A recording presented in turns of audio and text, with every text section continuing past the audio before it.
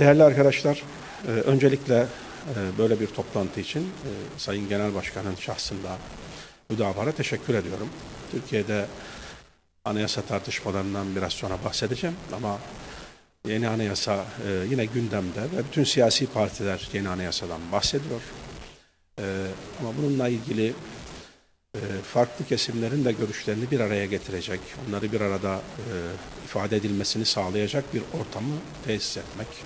Bu çalıştaylar, sempozyumlar, konferanslar çok kıymetlidir. Anayasa tartışmalarının kendisinin bizatihi kıymetli, faydalı olduğu kanaatindeyim. Anayasa tartışmalarının Türkiye'yi hukukun üstünlüğü konusunda, özgürlükler konusunda her zaman daha iyi bir yere taşıdığı kanaatindeyim. Bunun bazı sebepleri, dinamikleri var. Belki biraz kısaca bahsedeceğim. Benim konuşmam sadece bir selamlama konuşması değil, biraz onun boyutlarını aşan bir konuşma olacaktı. Bu çerçevede teknik detaylara girmeden bir çerçeve, bugünkü tecrübemi, bugüne kadarki tecrübemi kapsayan bir şeyler ifade etmek istiyorum. Yaklaşık bir 40 seneye varan bir zamandır bu konular üzerine konuşan, düşünen, kendi çapında birisiyim. Cenab-ı Hak nasip etti. Bazı önemli çalışmaların içerisinde de bulundum. Özellikle 2011-2013 yılları arasında Türkiye Büyük Millet Meclisi'nde kurulan Anayasa Uzlaşma Komisyonu'nda bulundum.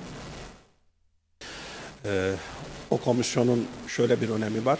Türkiye'de ilk defa bütün grubu bulunan siyasi partiler bir tam anayasa teklifini meclise sundular. Ondan önceki tarihlerde kısım kısım anayasanın bazı bölümleri, bazı maddeleriyle ilgili herkesin teklifleri olmuş. Ama bir bütün olarak anayasa deyince somut, müşahhas olarak ne anlıyor partiler? Bunu ilk defa o uzlaşma komisyonu tecrübesinde gördük. Hala Türkiye Büyük Millet Meclisi'nin web sayfasında bu metinler var. Tabii o süreç başarılı olamadı. Yaklaşık 65 madde üzerinde bir hazırlık, mutabakat sağlanmıştı. Tam mutabakat sağlanmıştı. Kilitlendiği nokta hükümet sistemi tartışması oldu. Biz o zaman 2012 yılında AK Parti olarak başkanlık sistemini esas alan bir hükümet sistemi teklifi yapmıştık komisyona. Komisyondaki diğer siyasi partilerin hepsi kategorik olarak bunu tartışmayacaklarını ifade ettiler. Yani her teklif, her partinin teklifi ortaya konuluyordu, müzakere ediliyor, tartışılıyordu. Ama başkanlık sistemi teklifini kategorik olarak hiç tartışmayacaklarını söylediler. Normal olarak madde metinleri yazılırken mutabık kalınan kısım yazılıyordu. Ona itirazı olan veya ilave bazı cümleler, fıkralar eklemek isteyen partilerin görüşleri de onun altına yazılıyordu. Hükümet sistemi konusuna geldiğimizde, başlığına geldiğimizde diğer üç partinin müzakereleri bir şekilde yazıldı. AK Parti'nin teklifleri ayrı bir metin olarak yazılmaya başlandı. Tabii daha sonra sürecin devam etme imkanı ortadan kalktı. Ben bu 65 madde dediğimiz aşağı yukarı bir anayasayı 100 madde civarında tasavvur etsek, demek ki %50'sinden fazlası konusunda tam bir mutabakat sağlandı. Bu da önemli bir başarıdır aslında. Temel haklarla ilgili maddelerde özellikle birçok zaten önemli konular değildi diyenler oluyor da aslında önemli sayılabilecek konularda da mutabakatlar sağlanmıştı. Önemli bir aşamaydı. Tabii sonra ne oldu? Daha sonra işte bizim hükümet sistemiyle ilgili olan teklif, başkanlık sistemi teklifi Sayın Devlet Bahçeli'nin açıklamasından sonra 2016'da tekrar meclisin gündemine geldi. Bu hazırlanan teklif 2012 yılında bizim hazırlamış olduğumuz hükümet sistemiyle ilgili kısmın çok az revize edilmiş halidir. %95 itibariyle aynıydı. Bu teklif olarak sunuldu. Onu hazırlayan komisyonda da vardım. Aslında metni biz hazırlamıştık 2012'de de. Daha sonra Anayasa Komisyonu Başkanı olarak da o metni görüşen komisyona da başkanlık ettim. Dolayısıyla bu Türkiye'deki çok önemli bir değişiklik olarak bunu görüyorum. Teorik tartışmaların dışında hükümet sistemi değişikliğinin Türkiye'de çok önemli olduğu kanaatindeyim. biraz kısaca daha sonra değineceğim. Değerli arkadaşlar, bu bakımdan yeniden bir anayasa tartışmasının, o dönemde de anayasa komisyonunun, uzlaşma komisyonunun en büyük çıktısı ne olacaktır diye o zaman soruyordu gazeteci arkadaşlar. Ben de en büyük çıktının Türkiye'yi anayasa tartışması içerisinde tutması olduğunu düşündüğümü söylüyordum. Hakikaten bu her zaman Türkiye'yi ileriye taşımıştır kanaatimce. İlk ifade etmek istediğim başlık değerli arkadaşlar, anayasa niye tartışılıyor Türkiye'de? Yani her ülkenin gündemini çok detaylı olarak bilmiyoruz, ben de bilmiyorum ama şöyle bir kabataslak baktığımızda anayasa tartışması yaşayan bazı ülkeler var. Ama birçok ülkede anayasa tartışılmaz. Yani metin yapılmıştır, hazırlanmıştır. İşte Amerika Birleşik Devletleri'nde metin var, yazılı metin. Bazı uygulamalar tartışılıyor zaman zaman ama ya anayasayı tartışalım, değiştirelim, yeni bir anayasa yapalım falan gibi bir tartışma yok. Amerika tarihinde ilk anayasa hazırlandığından beri. Mesela İngiltere'de anayasa tartışması yok. Anayasa, yazılı bir anayasa metni yok İngiltere'de. Bir anayasa tartışması da yok. Ama Fransa'da böyle bir tartışma var mesela. Türkiye'de de tabii Fransa'ya benzer şekilde bir anayasa tartışması var. Geçtiğimiz 150 yıl içerisinde. Anayasa sürekli gündemde. Tabiri caizse buna bir anayasa romantizmi diyebiliriz. Anayasaya karşı olanlar, ya şu anayasayı bir değiştirsek, yenisini yapsak, memleket düzelecek, güllük gülistanlık olacak. Diğerleri de ya bu anayasa kimse dokunmasın, bu anayasa dursun, anayasa değişirse eğer felaket olur Türkiye için falan gibi anayasa üzerinden biraz böyle efsanevi, mitolojik bir yaklaşımla 150 yıldır bir tartışma yürütüyoruz Türkiye olarak. Fransa'ya benziyor. Bu Türkiye, Fransa ve İngiltere örnekleri üzerinden bunun sebebini biraz araştırdığımızda, tarihi olarak baktığımızda ben temel meselenin siyasetin ve kamu hukukunun teamülleri, gelenekleri noktasında düğümlendiğini düşünüyorum. İngiltere'de siyaset ve kamu hukukunun temel ilkeleri, esasları geleneksel olarak tarihi derinlik içerisinde kabul edilmiş, benimsenmiş ve bu teamüllere riayet ediliyor. Kazananlar da, iktidarda olanlar, ülkeyi yönetenler de bunları benimsiyor. Karşı çıkanlar da bu temel ilkeleri benimsiyor. O kadar benimsemişler ki yazmaya bile gerek görmemişler. Yazılı değil ama var tabii, kurallar var. Fransa ise kralını devirip öldüren bir ülke. Cumhuriyeti öyle kuruyor. Yani kral sadece bir şahıs değil, kral aynı zamanda bir ilke, bir kural anlamında düşünülmesi lazım. Yani Fransa aslında o zamana kadar 1789'a kadar gelen kurallar manzumesini yok etmiş, tasfiye etmiş. Yerine yeni bir şey kurmak istiyor. Öyle başlamış. Yani birinci Cumhuriyet öyle ortaya çıkmış. Sonra kral geri dönmüş, Cumhuriyeti kaldırmış. Sonra bir daha kralı gönderip Cumhuriyeti kurmuşlar. Yani kamu hukukunun ve siyasetin temel esasları hep yıkıla yıkıla devriliyor. Devire devire yeniden kurulmaya çalışılmış. Şimdi böyle olduğu zaman bunu ilkelerin tarihi dayanaklarına göre benimseyemiyorsunuz. Onları ancak bir metne dayandırabiliyorsunuz. Metnin ötesine geçmiyor o ilkelerin varlık sebepleri, mevcudiyetleri. Tabii bizdeki anayasaların tarih boyunca da hazırlanma sebepleri dünyadaki bir anayasal geleneklerden genel itibariyle farklı. Mesela ilk 1876 Anayasası, Kanunu Esasisi hazırlanırken daha çok uluslararası kaygılar var ortada. İşte bu anayasa bir an önce ilan edelim. Yani biz de meşruti monarşiye geçelim de Avrupa ülkeleriyle olan ilişkilerimizi biraz daha düzeltelim. Bak bunlar neler ne güzel şeyler yapıyorlar falan dedirtelim diye. Hatta metni ilk defa bir uluslararası toplantıda ilan ediliyor. Aynı ıslahat fermanı gibi o zaman. Ama biraz daha arka plana bakacak olursak Tanzimat'tan sonra devlet içerisinde padişahın dışında bir bürokrasi gelişmeye başlıyor. Fakat bu bürokrasinin iktidarının, gücünün dayanağı bir şey yok. Hukuki çerçeve yok. Böyle bir çerçeveyi oluşturmak için özellikle işte bürokratlar başta Mithat Paşa olmak üzere bunlar Osmanlı'da yeni gelişen bürokrasiye de bir güç odağı olarak hukuki çerçeve kazandırmayı hedefliyorlar öncelikle anayasayla beraber. Tabii çok uzun ömürlü değil malumunuz. 1921 anayasası aslında Teşkilat-ı Esasiye Kanunu.